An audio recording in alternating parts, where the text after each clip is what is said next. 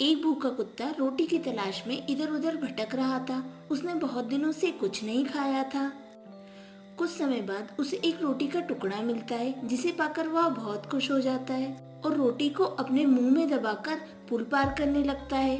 पुल पार करते समय वह पानी में अपनी परछाई देखता है, परंतु वह उसे दूसरा कुत्ता समझ लेता है और सोचता है इसके पास भी रोटी है। अगर मैं इससे यह रोटी छुड़ा लेता हूँ तो मेरा पेट पूरा भर जाएगा। इसलिए वह उस कुत्ते पर भौंकने के लिए अपना मुंह खोलता है और रोटी पानी में गिरकर दूर चली जाती है। कुत्ता रोटी को देखता रह जाता है। इस कहानी से यह शिक्षा मिलती है कि लालच बुरी बला है। लालच के चक्कर में व्यक्ति वह भी खो देता है जो उसके पास होता है और बाद में हाथ मलता है। एक बार सभी खरगोश झाड़ियों में इकट्ठे हुए।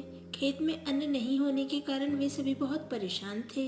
गांव में घूमने वाले कुत्ते भी उन्हें बहुत परेशान करते थे। कुत्ते के पीछे दौड़ने पर खरगोश को छिपने का स्थान बड़ी मुश्किल से मिलता था।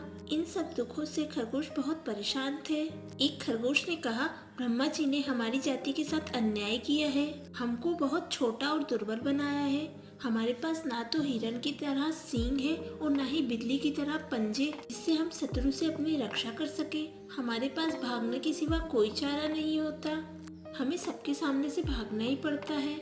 ईश्वर ने सारी विपत्तियां हमारे सर ही डाल दी है। दूसरे खरगोश ने कहा, मैं तो इस जीवन से बहुत परेशान आ गया हूँ, मैंने तालाब में डूबकर मरने का निश्चय कर लिया है। तीसरे खरगोश ने कहा, मैं भी मर जाना चाहता हूँ, मुझसे भी यह दुख सहन नहीं होता है।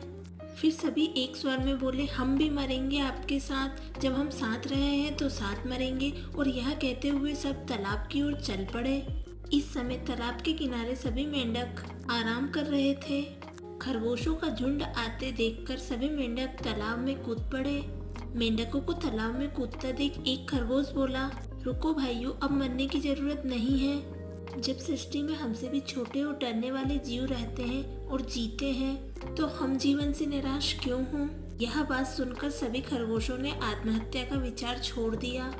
अर्थात जब आप पर विपत्ति आती हो और आप घबराते हो तो देखो संसार में कितने लोग आपसे अधिक दरिद्र, बीमार। एक गांव में दो बिल्लियां रहती थी। वे आपस में बड़े प्यार से रहती थी। उन्हें जो कुछ भी मिलता था उसे आपस में बांटकर खाया करती थी। एक दिन उन्हें एक रोटी मिली, उसे बराबर बांटते समय उनमें झगड़ा हो गया। एक कहती थी तुम्हारी रोटी का टुकड़ा बड़ा, दूसरी कहती थी मेरा बड़ा नहीं है। जब दोनों आपस में ठीक से बंटवारा नहीं कर सकी तो एक बंदर के पास गई। उन्होंने बंदर को अपना पंच बनाया। बंदर ने एक तराजू मंगवाया, रोटी के दोनों टुकड़े एक एक पलड़े पर रखे।